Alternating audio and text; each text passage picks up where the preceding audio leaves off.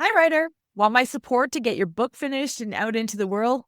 Join my Inner Circle membership, a community of supportive writers where each month we set goals, share pages, learn new techniques, and get you unstuck fast so that you can make continuous progress on your writing goals.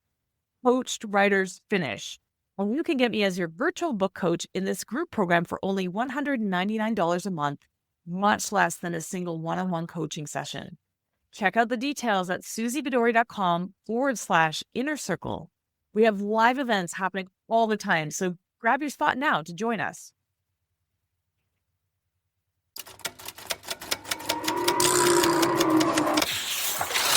Welcome to the Show Don't Tell Writing Podcast with me, Suzy Vidori, where I peel back the layers of how to wow your readers with your fiction, your nonfiction. Anybody can bang out a first draft, but it takes a little more work to make your book as amazing as it can be. Join me as I share the step-by-step writing techniques you could apply to your writing right away, as I host successful writers who share a behind-the-scenes look at their own writing lives, and as I live coach writers on their pages, giving practical writing examples that will make your own writing stronger. Nobody is born knowing how to write an engaging book. There are real and important skills that you need to learn. On this show, I cut through the noise and get you all the info you need. I can't wait to see how this information is going to transform your writing. I first met Dr. Laura Hambley Lovett when she published her two psychological thrillers, Losing Cadence and Finding Sophie, which aimed to captivate readers while raising awareness about mental health and domestic violence. These novels are currently being adapted into a television series and inspired her to co-found with her a movement to end violence against girls and women. Laura is incredibly inspiring, and as a colleague in the fiction world, we did a lot of different things together, including I've been on her podcast. And I was incredibly privileged and honored to coach her through her upcoming book about toxic bosses. I wish I'd quit sooner, right from the planning stages. So the subtitle of the book is Practical Strategies for Navigating a Toxic Boss, and it releases January 13th in 2026. It draws from research and decades of experience, and it offers insight, validation, and practical strategies for those navigating the damaging effects of toxic leadership in today's workplaces. I'm sure many of our listeners have worked for bosses that were potentially toxic. This book is for you. But this episode is also for you if you've ever thought about, if you're writing fiction today and you've ever thought about writing nonfiction, or if you want to write a nonfiction business book. Laura is a superstar and has done so many things to make sure that this book is positioned exactly the way that she wants it to be. And we talk about that today. She is an organizational psychologist, a keynote speaker, a business leader, an author, and also the podcast host of the highly acclaimed podcast Where Work Meets Life. She's a sought-after thought leader on workplace psychology, the future of work, and career development with 25 years of experience. Dr. Laura is passionate about creating cultures that attract top talent where people stay and thrive.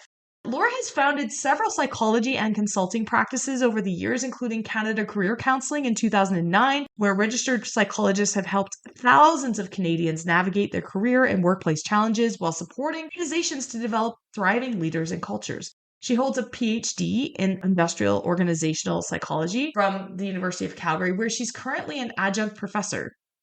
Laura also received Canadian Women of Inspiration Award as a global influencer in 2018. She is indeed inspiring. I can't wait for you to hear this episode where we talk all about the book, the process of writing the book, what it's meant for her career, her businesses, and also her launch plans. Take a listen. Welcome on the Show Don't Tell Writing Podcast today, Laura Hambley Lovett. Welcome to the show, Laura. Thanks for having me, Suzy. It's just an honor to be here. And you were on my podcast a number of years ago. So it's... I was. Yeah. I love that. We're going to talk about your podcast today, too, because you actually came to writing this book after writing two novels and contributing to several academic books. What was about a nonfiction book to support your business at this moment in time that just was like, I got to do this?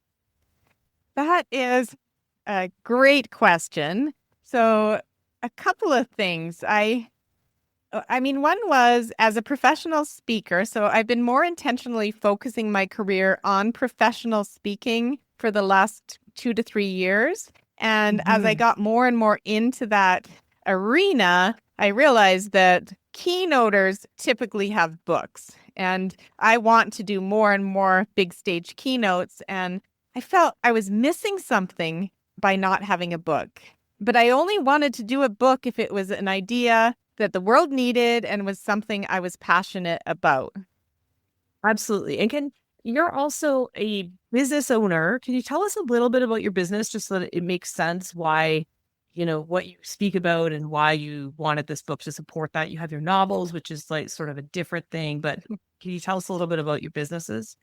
So I've been in the field of psychology for 25 years, and I've always played in the area of work and career psychology. So applying psychology to help people figure out their careers at all ages and stages and help organizations be better places for human beings to thrive. And I do so by helping leaders, helping build cultures, helping with teams, helping with dysfunctional dynamics. And all of this led me to start my own business 16 years ago. And my business has operated as a few different things in the market, but the consistent brand we've had is Canada Career Counseling for the last 16 years. And we are the leaders in Canada when it comes to psychologists that specialize in career development. So combining psychology and mental health and motivation and all those things with figuring out your purpose and what you're meant to do in this world. I know. I love that. And I think that's why we get along so well. And our lives actually intersect in many different places at this Yes. moment in time, which has been so fun with our choir and our hiking. And like, there's a few different It's been a things that real we get to do gift getting together. to know Yeah. you. And Yeah. And I just love the work you do with clients, Suzy, which is why people keep crossing my sphere that I introduce you to help, because there's people that have books absolutely. with them. And it's really, to birth a book, you need good support and a good coach. Yeah. And unless Yeah, you're a total you do. self-starter who's completely organized and not a procrastinator at all, but most of us don't fit that, do we? No, not me. And I was going to say, yes, that and just your whole inspiration around doing what you love and all of those things speaks to me so much. And I've done that. And, I've worked with clients to make sure that, and sometimes writing is that space. But you have so many books in you. And this was part of it when we started talking about what this book was going to be. What was it about toxic bosses that you felt like now was the moment? Because that was a tough decision. There was a lot of different books that you were considering writing. Yeah, I mean there wasn't a lot, but there was this idea that I had been seeing more and more of our clients at Canada Career Counseling who were suffering under toxic workplace conditions. And a toxic workplace is quite often involving a toxic leader that you report to.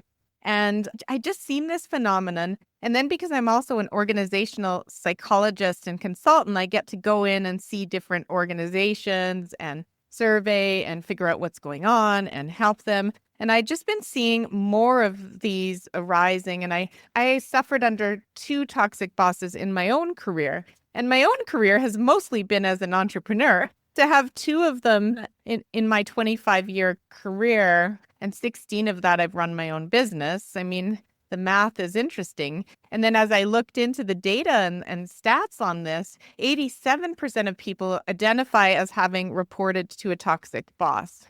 87%.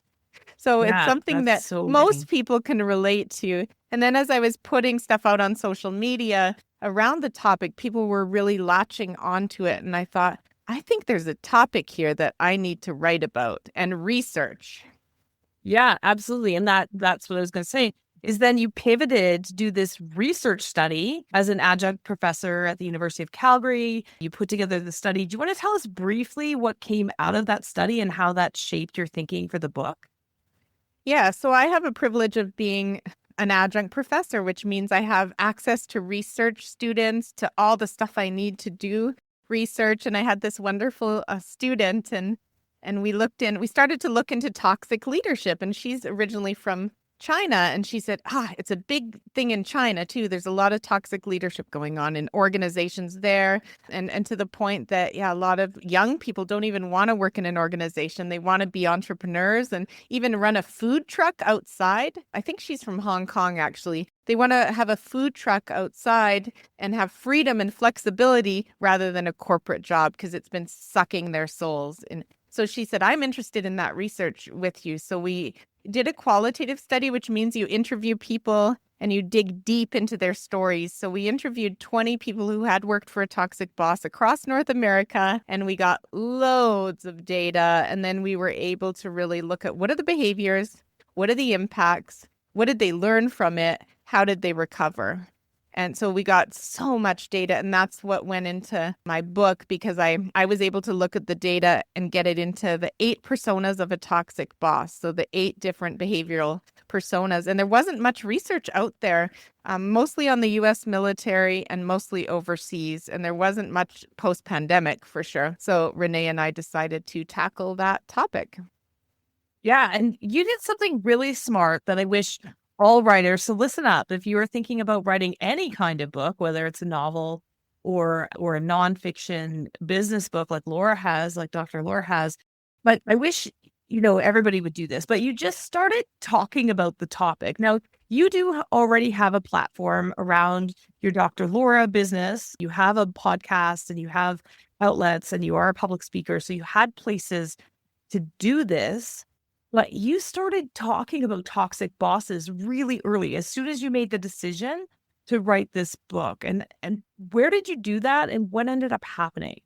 So I started putting more and more on social media, and then I started doing solo podcast episodes about toxic bosses. So every third episode on my show is a solo, and I solo a lot on that topic. And then I also started to interview some people in the realm of toxic bosses as well.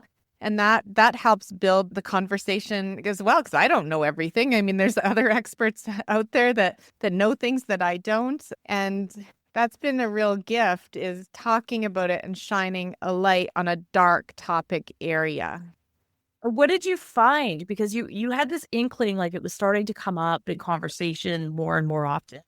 And then when you started opening up that conversation with the world about toxic bosses, what happened? Because you started getting called as the expert on toxic bosses, right? Well, I'm starting to attract in a lot of clients that are reporting to a toxic boss, and it's helping them to get the heck out of it, to get past it, to figure out a way to exit out of the situation. And there's 6 different options. When you have a toxic boss, it's not either do I stay or go. There's 6 different options. And I really work with them on what's the best option for you. And oftentimes their self-esteem has been impacted, their mental health has been impacted, sometimes their physical health. By the time they work with me, it's not a good situation. So it's helping to get them back on their feet. And the book taught me so much about the things that you need to do to get back on your feet and regain your confidence and then get into the driver's seat of your own career again. We'll be right back. Hey, writer, ready to take your fiction to the next level? Whether you've just got a great idea or you're already stuck in the murky middle of writing your book, the Wicked Good Fiction Bootcamp I designed just for you. This 8-week self-paced online course gives you the tools, the guidance, and the support you need to get to the end of your book and know that it is wicked good. Head to suzyvidoria.com/bootcamp or follow the link in the show notes for more information and get started today. I'll see you inside, where I'll be there to support you as you comment and share your work throughout the course.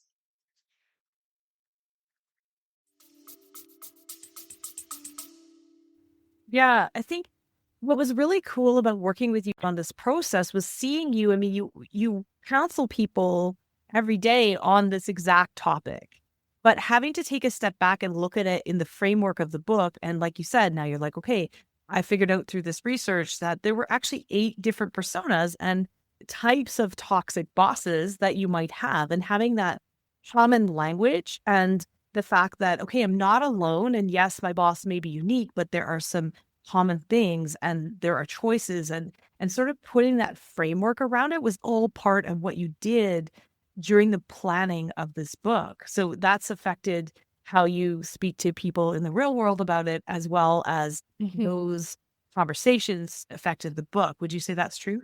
Oh, 100%. And working with you, Suzy, really helped me to frame it out in a way that, okay, what are the chapters? What's the flow? What's the arc of it? And then making sure it wasn't too academic because, gosh, we could have citations in every paragraph if we wanted. We could have research backing everything we say, but it just clutters the read. And also, I have a lot of lived experience. I have 25 years of helping people in their lives and work lives. And I just have a lot of experience to share where I don't need every single thing cited. And you helped me make sure it wasn't too research heavy, but also evidence-based and credible. Well, it is different. One of the things that we actually focused on, because you had written academic books before, was narrowing it down right from the get-go. This was not a book for your peers. This is a book for every person working for a toxic boss. And we really wanted it to be approachable and readable so that it wasn't too difficult, right? They're already in a difficult situation. They want to read a book that's going to help them and not give them all kinds of stress and thinking about something new. Yeah, it's very story-based. So there's stories throughout. There's case examples from research participants in their own words about their own toxic boss story.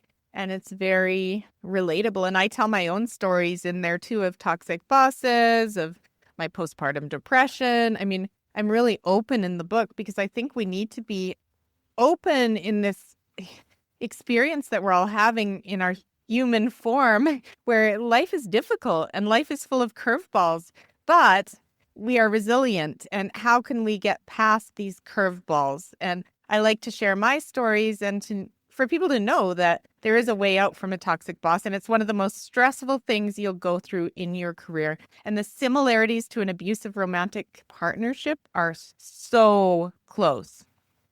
Absolutely. And, you were able to thread that through and explain, because it's not something that we just have to deal with. And I think you were talking about the next generation and other countries where people are like, well, I just want to run a food truck, or I want to run my own business, or I want to do something other than work in corporate. And I can certainly relate to that. I worked 20 years in corporate. Hopefully, I mean, a lot of those years I was the boss and I had a boss, and hopefully I wasn't a toxic boss. But no, I know I wasn't a toxic boss, because I'd been through that, right? But now I run my own business, and it would take a lot. I got to tell you, it would take a lot for me to ever go back to another structure. But times are changing, and I think, people are demanding more. And so you're opening up that conversation. Mm-hmm. How is writing this book different from writing your novels? Well, that's a great question. So my novels, Losing Cadence and Finding Sophie, were an interesting experience. I always had novels in me. I have a very vivid and active imagination. I'm a creator, and I always wanted to write a novel. So I started the Losing Cadence novel in 2002, and I remember precisely, I was laid off from a company. They got rid of their Canadian operations. It was a U.S. acquisition of a Canadian company. They got rid of all of us in one fell swoop and locked us out of the office. And I remember clearly, it was such a shock to the system because I was a high achiever. I was traveling. I was doing all this stuff. I knew I wanted to do a PhD in psychology, but I didn't have a PhD at that time. I was working. I was successful in my own consulting world of working for someone else. And I had a good boss at that time, but we were all chopped off of that. And I went to a career counselor because they gave us a package, and I saw a career counselor and I said, I'm at a crossroads between a PhD in organizational psychology or becoming a novelist.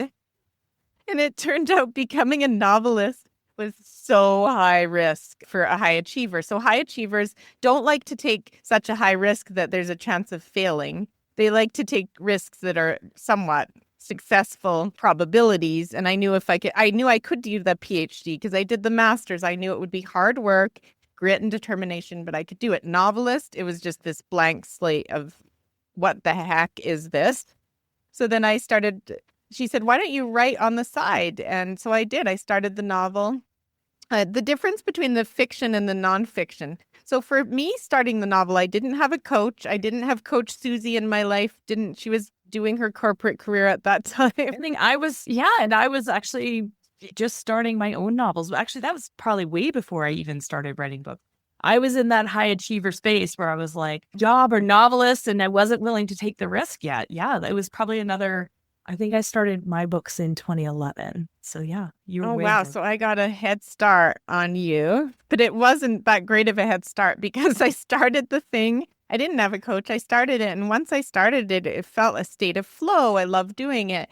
And it was a few months I started it. Then I started the PhD.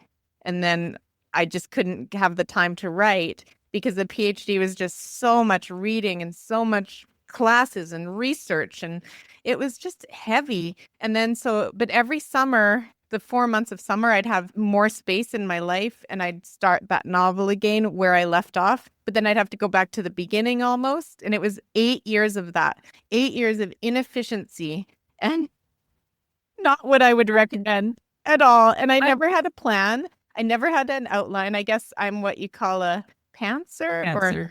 Pantser. Yeah, you fly right by the seat of your pants. Yeah. No, but I said it's like watching a movie and I'm the one sitting and watching the movie while I'm writing. I don't know what's going to happen next, but it's interesting. It was just a complete open book, let's say, and I found it relaxing, entertaining, and fun, which led me to, on my third mat leave, I had to have a week of bed rest. And I said, dang it, I'm going to finish Losing Cadence once and for all. And I finished it a week before I had my daughter, the week I had my daughter. And then her name is Cadence as well, interestingly. But then it took me another few years to actually get it published. And that's a whole other story. So that was way different than my nonfiction, which was outline, framework, plan, coaching. I mean, you have so much in your life now, and that's what I find when I coach nonfiction, especially business books around that. It is the Cadillac version of editing, right? It's a lot of commitment to work with a coach all the way through. It's a very different process, but it's like, all right, we're going to get this done. And we have to work within your framework. You've got so much going on with your business and your life and everything else. I was going to ask you, because I didn't realize that you had started that book so early, and I always assumed that you named Losing Cadence for Cadence, your daughter, but maybe it's the other way around. Or they're not related. 8 years, yeah, crazy. The next book was 18 months. That's another story. Well, yes, and then the follow-up to Losing Cadence, it took you 18 months to write that? Yeah, because I met Cheryl. So my son was in kindergarten, my middle son, and then Cadence would have been, 3 years old then. So I was at the kindergarten classroom and I met Cheryl and I said, what do you do? And she said, I'm an editor. And what do you do? I said, well, I'm an organizational psychologist, but I wrote a novel on the side and it's been sitting for 3 years gathering cobwebs. And she said, I'd love to read it.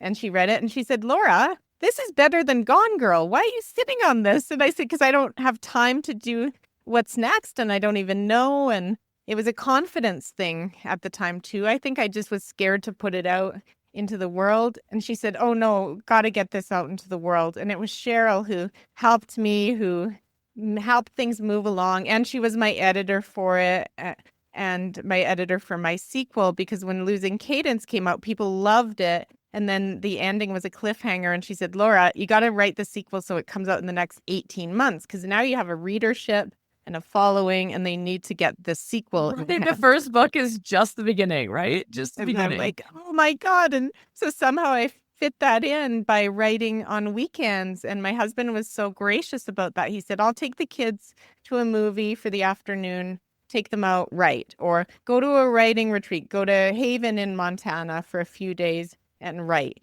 So I did these writing weekends, and that's the way I got it done. That's also how I got my books done when I was working. I called it binge writing, right? Like clear your weekend. For my husband would take the kids to the science center was the thing. Got to pass to the science center or the zoo, and the Saturdays I would go and sit at Starbucks for 9 hours. Just right. That was my thing, and that's how I got it done. But okay, so those books. And I'm going to digress a little bit. I know we're talking about your nonfiction, but I want to talk about your fiction books for a moment, because What year did Losing Cadence come out? I'm going to put you on the spot here if you know. I think it was Who can around this? 2015. So 10 years ago, roughly, your books came out. And it's amazing to me. This story is so like many stories that I hear where writing the book is just the beginning, right? You don't know where that's going to lead. And people are like loving it and it changed everything. And then you're like, oh, now I got to write another one. Now I got to promote them. And now I got to do all the things. 10 years later, those books are still a huge part of your life, right? Because, because you are looking to get them produced as a series, correct? And that keeps shifting. But essentially, this was funny. So I wrote the sequel and then I had a choice to make. Do I end it or do I leave it open for a trilogy? And my life at that time, around 2017, I had a lot going on, right? I had a 7-year-old, a 9-year-old, and a 12-year-old kid. Oh, I hear you. We have the same. My own business, ages. actually 2 businesses. And I decided I'm going to end it. I'll just have a novel and a sequel and I end it. And then readers were upset. They said, what? Why did you end it? But the funny thing now is I could actually have a trilogy. Like I have an idea where I could have a trilogy. And if it gets picked up, when it gets picked up, I will write that 3rd novel in the trilogy and round that thing out. Because it's exciting. You heard it here first, listeners. This is the first time hearing of this, that there's a 3rd book in the series. But that's the thing is sometimes, and that's what happened, similar to what happened with my books as well. When they do really well, I mean, we think that 10 years is a long time. But if you write great books, they can stand the test of time. Yes. Ideally, it's a series. We have loads of content. It's a really good story for a series. And my producing partner from Hollywood and I, we've been pitching it in Canada and the US. But it's a tough market in the industry right now. And it seems like it's starting to land on doing a 2-part feature film A and B. And one is the first novel and one is the sequel. So that's where we're at right now. But this keeps morphing and changing. And it's a new industry for me. So I'm learning all about this industry and how it works. And I will not give up until it's on some sort of screen. You will not give up. And that's fun to work with you. It's like your goals are huge and you make them. And it's a marathon, but I'm trying. I'm doing what I can and the universe will do the rest and we'll hope for the best. Yeah, absolutely. So you mentioned the first novel, there was a gap in the confidence. And so you weren't sure if it was good. You weren't sure if you wanted to put it out. What was your confidence different, or was it different, writing this nonfiction book? It was different. I had developed more confidence in my career. I think we all go through tough experiences. I went through a tough acquisition of one of my company's experience, and that helped grow me. And then I went through the pandemic as a business owner, and that was hard. And I just was gaining more and more confidence in what I had to say. And I remember my office manager from before COVID, she really believed in me and she bought me this mug. You're awesome. Keep that up. I'm drinking out of that mug right now, but she really believed in me. And she said, Brene Brown can do it. You can do it, Dr. Laurie. You should have a best-selling book. And I didn't believe it at that time. I said, yeah, but what do I do it on? And blah, blah, don't have time. And then, so I've been in touch with her. I said, I think this book's going to go big because I think it's needed in the world. And a lot of people are suffering and struggling and I can shine a light on it. I can talk to the media about it. No problem. And I felt like, okay, Jen, you believed in me and now I believe in me. I think it's the timing to get this book out and we're going to do it with a bang. Oh, it's been just such a pleasure to watch you. As you said, high achiever, you just go for it. And you are also open to tons of advice and learning from those who've gone before.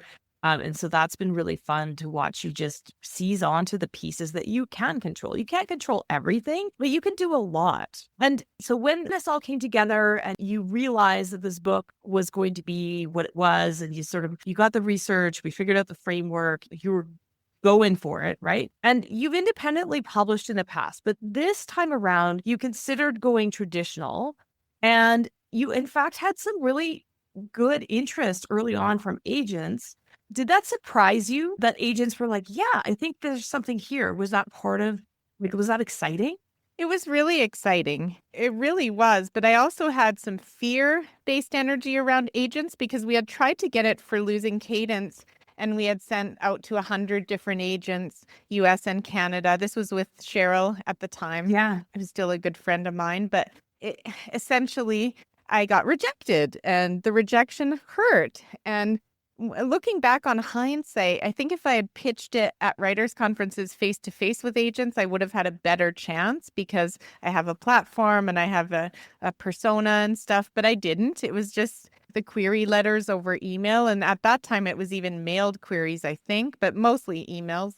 And yeah, the rejection was hard. So going at it again with I wish I'd quit sooner, I felt that same anxiety around rejection. And then I got some bites for sure, but it was also my platform needed to continue to grow. And you can always compare yourself to others and think, well, my platform's not that big, but my platform, I'm proud of where I've gotten it to. And I just had to keep that self-talk from going negative because it is a real vulnerability to put yourself out to agents.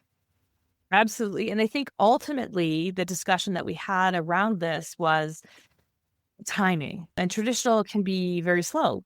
And you had some timely research, you felt the momentum, you can feel your platform growing, and the conversation around toxic bosses is now. And so, yeah, ultimately you decided to go with esteemed hybrid publisher She Writes Press. And how's it been so far?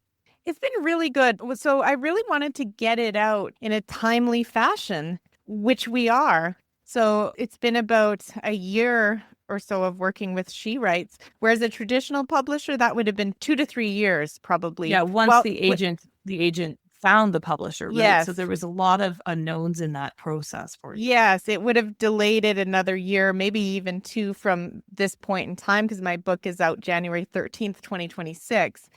And I needed it out in the world. And I love the idea of hybrid where I could be in the driver's seat, but I have a really good passenger that knows what they're doing versus purely self. That I didn't want to go that route again. I wanted to go this route. And She Writes distributes with Simon & Schuster, and they're really reputable, and they've been in the business for, oh gosh. Yeah, absolutely. She Yeah. Writes is considered traditional essentially in literary circles because of their high standards and their vetting process. And as you said, your book is going to be distributed by Simon & Schuster. It's still eligible for awards that are typically only eligible for traditional publishers. So, you're in really good hands there. It's coming out in paperback, an ebook, and you're just finishing up the audiobook. What are your launch plans? So everything's going to launch at the same time. And I'm having a huge launch event in my own city in Calgary. And I booked a theater because I want to do a TED Talk for 15 minutes on the topic. And I have a TEDx in me. I have more than one in me. I just haven't had time to properly apply for the TEDx's, but I'll do my TEDx for an audience of about 200 in that theater. So I'll be there.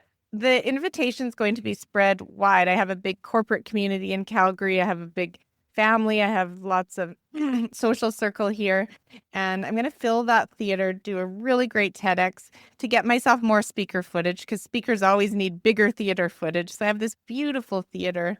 It used to be the science center, probably that your husband took your kids to with the dome. It was already the new science center by the time my kids were born, but yeah. And they've converted it into the most gorgeous theater. And then they have event space with beautiful windows, and we're going to have a beautiful event. I'm hoping to get toxic boss themed cocktails going on. And just to make it a really memorable, beautiful event, Owl's Nest Books is coming. I really like to support independent local bookstores in the community. If we don't support them, they'll go away. And I think they serve a really important place in the world. So I'm doing that launch here. Then I'm doing one in Toronto 2 days later. And it'll be at Ben McNally Books in Toronto on the 15th. And then I also got on the Global Morning News for a live interview. And then I'll be doing more media appearances there, hoping to be on the social and wherever else will have me to talk about this issue. I love that. I think it's such a timely issue in the world, whether you're in government, whether you're in nonprofit, whether you're in private industry, it affects every industry. Yeah, Definitely. So everything is coming together. It's just actually such a joy to watch, Laura, watch you do your thing, and to have this all come together for you is so exciting. How is writing this book so far? It's not even out yet. It'll be out. We'll be airing this just before the launch. But how has writing this book so far affected your business as a whole, or has it? Well, it's definitely been leading to more coaching clients reaching out for coaching with dealing with a toxic boss, which I absolutely love helping people with. I feel like I have so much to offer there now. You do. And just it's just a delight to be able to help people even through their dark times through this. And I've been there. I know what it's like. It's really hard. And I've had loved ones go through toxic bosses too, and I've seen the pain. So and then I'm doing more speaking. I'm starting to do more speaking around it. And in particular, HR audiences love this topic because they're often trapped in the hierarchy of dealing with toxicity. And then I'm speaking at a whistleblowing conference with the Embuds people of BC, for example, because whistleblowing relates to toxic bosses. And my ultimate mission, though, is to help organizations eradicate toxic leadership from hiring to promotion to succession. And I think there's a lot more that could be happening there. So we're doing that. We're starting to work on consulting initiatives around that. And I think I have a book in me for organizations and how to eradicate it, but it may be a companion manual to I Wish I'd Quit Sooner. Don't let them quit sooner. Yeah, Don't let them like quit sooner. Yeah, from the other perspective, I can see that. And I mean, part of what was exciting about this project from the beginning and the research that you were doing, you're giving a common language and a common approach to something, and shining a spotlight to something that's kind of whispered about today. And people like to complain about their bosses and complain about their workplace, but now giving it some weight and giving us language and giving us a common framework to take a look at these things is pretty exciting. Game changer in the industry, really. So thank you. I congratulations. appreciate that. Thanks for believing in me, because I your know. head. I've seen what you can do, Laura, and we are not done yet. We are not done yet. Okay. In your wildest dreams, what do you hope is to come? What doors do you hope will open for you?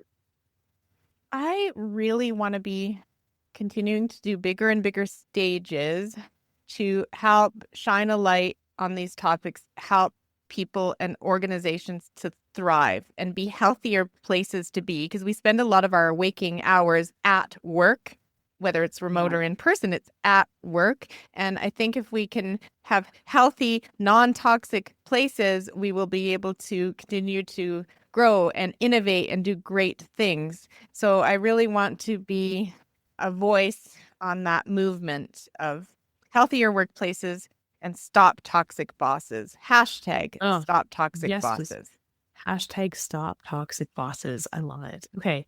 Quick fire questions. We are in the quick fire portion of our podcast as we wrap up. So here they are, Laura. You ready? Yeah. Okay. We kind of answered this, but how long did it take you to write your first book? 8 years. 8 years. Okay. What was your first big break as an author where you knew, okay, you kind of got the bug and was like, all right, I'm doing this thing. This is real.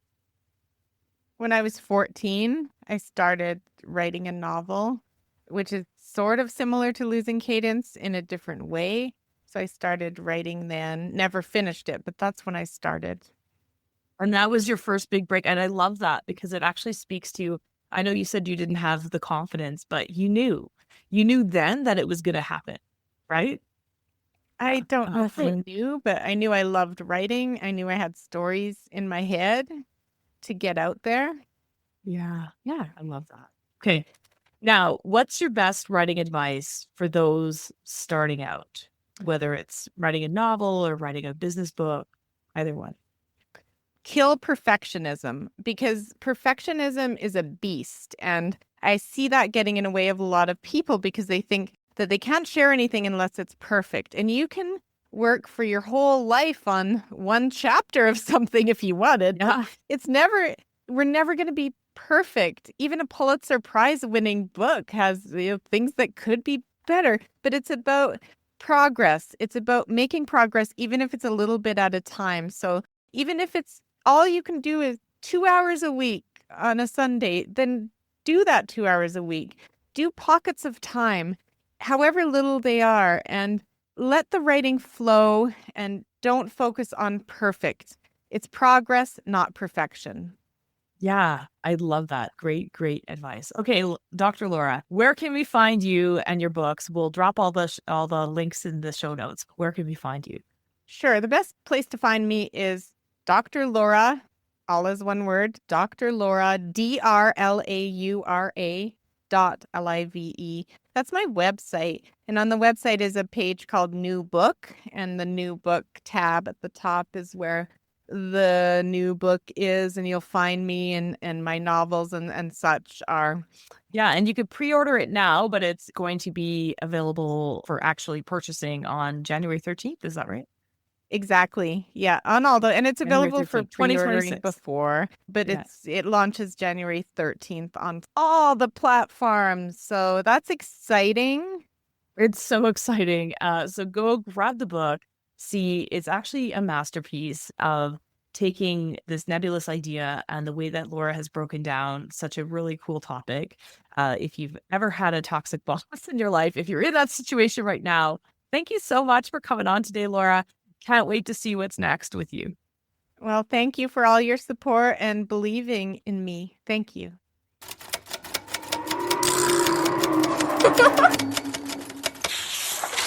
Thanks for tuning in to the Show Don't Tell Writing podcast with me, Suzy Vidori. It is my absolute honor to bring you the straight goods for that book you're writing or the book that you're planning to write. Please help me keep the podcast going by helping people find us. You can subscribe to the podcast and leave a review on Apple Podcasts, Spotify, or wherever else you're listening to show how much you enjoy the show. That's how other listeners will find us.